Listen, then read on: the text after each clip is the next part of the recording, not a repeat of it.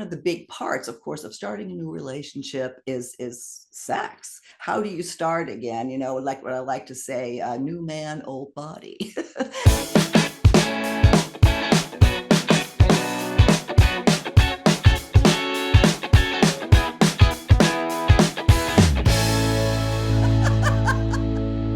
Thank you so much for joining us again on Second Act TV. I'd like to welcome back Dr. Gail Jackson, OB-GYN for over 30 years, and a hormone specialist and sexual health and wellness advocate.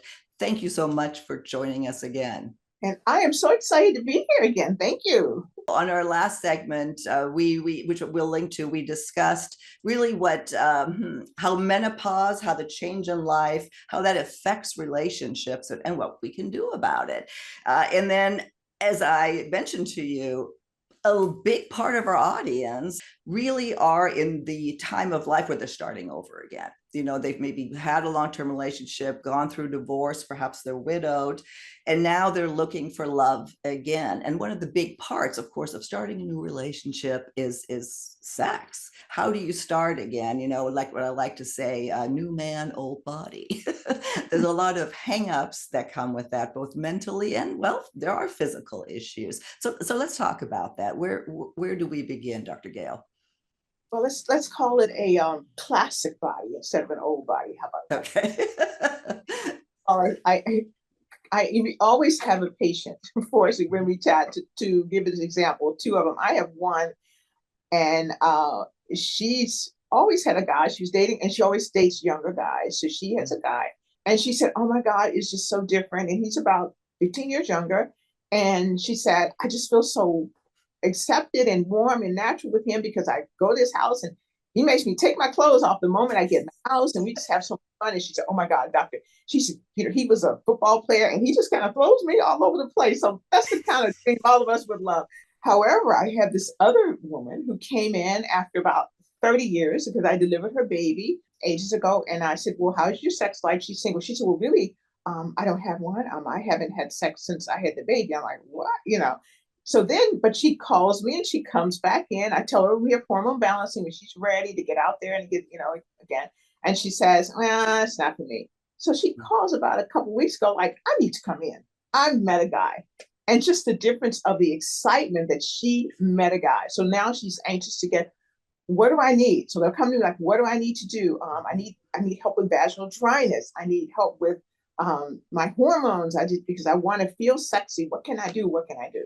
So we have a lot of ladies, just like you shared, who are now feeling now it's the best of their lives. How about that? Mm-hmm. The best of their lives. They're ending a long relationship and they're not afraid to go out there again.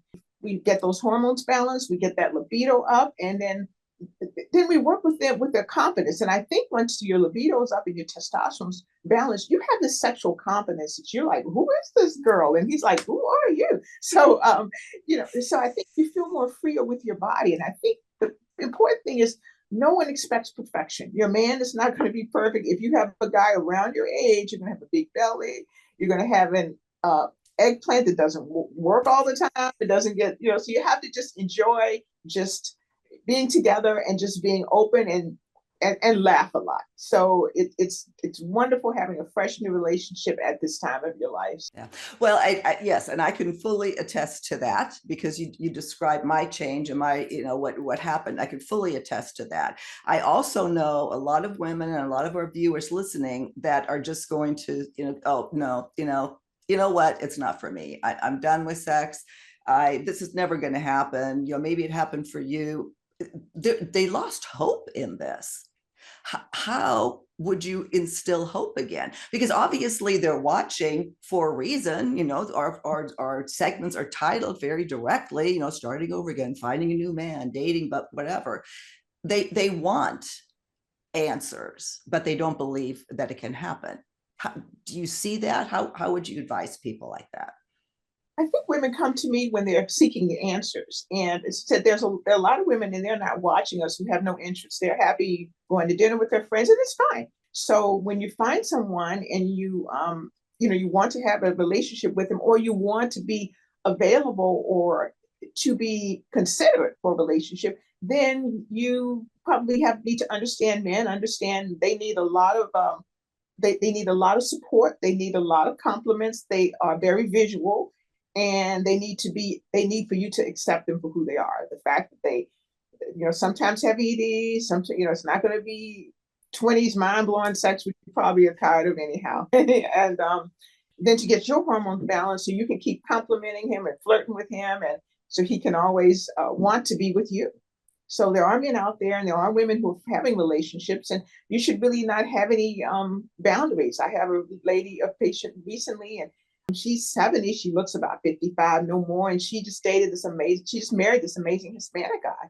And I have women who cross races all the time, and I find, or they go younger. Very few go older. You said something to me on our very first call when we met, our pre-pro call, that I thought was really interesting. That women, and I think you said especially women of color, were raised with the maybe not were raised, but they believe that this is what it's like. We're aging. This is the way it's supposed to be. Can you talk to me about that? Yeah, and that was eye-opening to me, because I see so many women that I know who are just accepting with the weight, the hot flashes, and not being in relationships and not having sex. So that's just not our audience, because we're in California, you and I, and the women who come to us refuse the stereotypes of aging, don't choose to age, don't want to look like their age. They want to be vibrant. They don't want to have the hot flashes. They want to feel good. They want to feel strong, but more importantly, they want to be sharp. So a lot of women come to me because they just want all around to be the best they probably possibly can be at this time of their life. And sexual desire, your libido enhancement, all that just comes with it. Well, no, you're right. There's obviously more emphasis here in California. It's always been like that. And you're known as the gynecologists or doctors to the stars. So you see women who who have a lot more emphasis or reason, absolutely, to keep themselves young and youthful.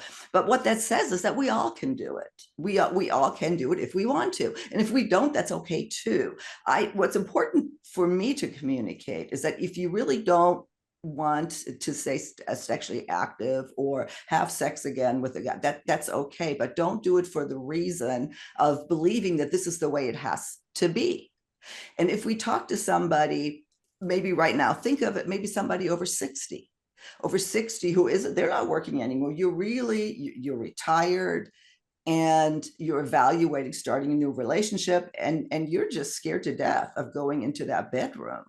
Yes, exactly. And that's a real fear, because it's unknown. You've been comfortable with your husband all these years, and maybe your husband has now passed. It's like, this is all I used to know, what's out there. So don't be afraid. Step out there. It's amazing. And I think it's women all across the globe. I think this is just a time that women everywhere are evolving, and they realize that their role is more than just caregiver, mother, and that's it for life. There's just so much more, I think, for women universally, and women are just taking charge of their lives. I think this is a national thing. Yeah, you said also, you referenced testosterone, which all your Western medicine does not recognize testosterone for women. It's never prescribed, etc. But that's really the secret sauce, if you will, to bioidentical hormone replacement, or just literally changing the way you feel about yourself. If you find the right physician, somebody like yourself. Can you briefly talk to us about really what the changes in the body, the vaginal atrophy, and how testosterone works with your body, to produce the estrogen the way I understand it, so where that doesn't become an issue? Well, testosterone doesn't produce estrogen directly, just around the way. So estrogen is important. So women, the reason we're not focusing that much on estrogen, because women over mid-50s above usually are beyond hot flashes. But if you're still having hot flashes, it's really important to have your estrogen balanced also, to help you with hot flashes, night sweats, vaginal dryness. So a lot of vaginal dryness and dry skin. I mean, if nothing else, it keeps your skin supple. Women need to have estrogen and testosterone. I think we're focusing more on testosterone because a lot of these women are beyond the age of having miserable hot flashes and sleepless nights. But if you are, it's important to balance your testosterone, balance your estrogen also, and also dry skin. So a lot of our women come in because they need to sleep. They're having the hot flashes at night. They want to have a restful sleep, which testosterone helps. So the combination of estrogen and testosterone will help will give you a great sleep. And with a great sleep, the next day, waking up in the morning, the day is yours. Well, one of the challenges I know that, because I've been talking about this for a long time on this channel, and one of the challenges remains trying to, find a physician like yourself who is schooled in this, because really, I know you educated yourself. The doctor I've been going through, she learned all this on her own. She's a DO. How do people that hear this for the first time, what should they look for in a physician? Yes. Well, I think the Google search is it, because again, I'm board certified in the Western literature and all the Western curriculum, and there's nothing there. And so I made it my practice ambition over 15 years ago to just focus on integrative medicine. So there are practitioners like me across the globe. It helps to have someone who's also a gynecologist, because they have a long history of taking care of women. There are people who go and take a course for the weekend. No, because there are complications, and a gynecologist has been taking care of women, balancing hormones all of her life, and she has the proper credentials. So I think a Google search, and when you go, and don't be deterred. If you go to for your annual, and it's Western doctor, and you get your hormone levels, and they say you're fine, but we're not going to give you estrogen because this is going to happen, and none of those risks are associated with the yam-based, plant-based estrogen. Just accept that, and then get the values, and then find someone else who can help you with the balancing. Because we laugh. One of my colleagues says, when doctors are not up on it, they're down on it. One of my patients went to her practitioner, and she said, he's an 70, almost 80-year-old guy, and he just berated me about these hormones. You need to stop, you need to stop, you need to stop. And she said, I just looked at him and like, let me just get out of there. So we do the well women exams for most of our patients, so they don't have to accept that, experience that. Another one went to a doctor. She listened to him berate the hormones, and then she asked him the $50 million question. She said, so I'm feeling amazing. I'm looking amazing. I'm with a physician who has all the credentials. You want me to stop. So what do you want me to do? What do you have to offer me? And he's like, duh. So again, when physicians are not up on it, they're just down on it. His response was, just don't do it. Don't do it. Just trust me, don't do it. And she's like, bye-bye. That is such a great point, that we do get intimidated by because the doctor should know, especially like somebody like me who was raised German, and doctors are gods. And some believe that they are, but yes, the lack of knowledge on this is just horrible, and it's just such a disservice to so many, to so many women out there. And I've known doctors or people who have gone to physicians who have just said, don't worry. I mean, this is the way they accept it the way it is. Of course, you're going to lose interest in sex. I mean, you're getting older. Have a Valium. The other thing is to give other physicians credit. I just decided this was my practice specialty. Other doctors have other specialties. For instance, if I needed to have a patient of mine needed a laparoscopic hysterectomy for cancer, I can't do it and don't want to know what to do. So that's someone else's specialty. So I'm not less of a physician because I don't know how to do that. This is just my specialty, whereas that's their specialty. So the best option is when you go to the physician and you tell them, say, I really don't want synthetics. Well, you have bioidenticals available, but I really don't want to do the patch. It falls off. I don't want to do the cream. And what about this energy and these other things and my mushy muscles and my sleep and my mood? The doctor could say, I don't know. Perhaps you can, and many will refer to me because they know this is what I'll do. And then, but it's best to say, I just don't know. Instead of saying live with it, or given anti-anxiety medication. It's okay with saying I don't. Yeah, again, great point, because anti-anxiety medication is almost your go-to prescription during menopause. It's again such a disservice to women when there are answers. We are starting to coming to the end. I think what I want to leave with our viewers again is that, speaking from personal experience, this can change your life quickly. It's just amazing what bioidentical hormones, especially the pellets, will do. And of course, we'll link to all of Dr. Gail's information so you can get in touch with her directly and ask more questions, or perhaps even do a virtual consultation. I believe you do those, right? And they're complimentary. Oh, well, that's even better. Well, we'll definitely have a link to that. Dr. Gail, is there anything else that you'd like to leave with our audience today on this topic? I think it's just women. It's important for women to understand this is the best time of your life. You have years ahead of you. You have so much freedom, so much opportunity. So soar. Get all the support you need for preventive health, so you can soar. Thank you so much again for your time. I really appreciate it. I know you are a busy doctor, and I hope to talk to you again soon on Second Act TV. Thank you.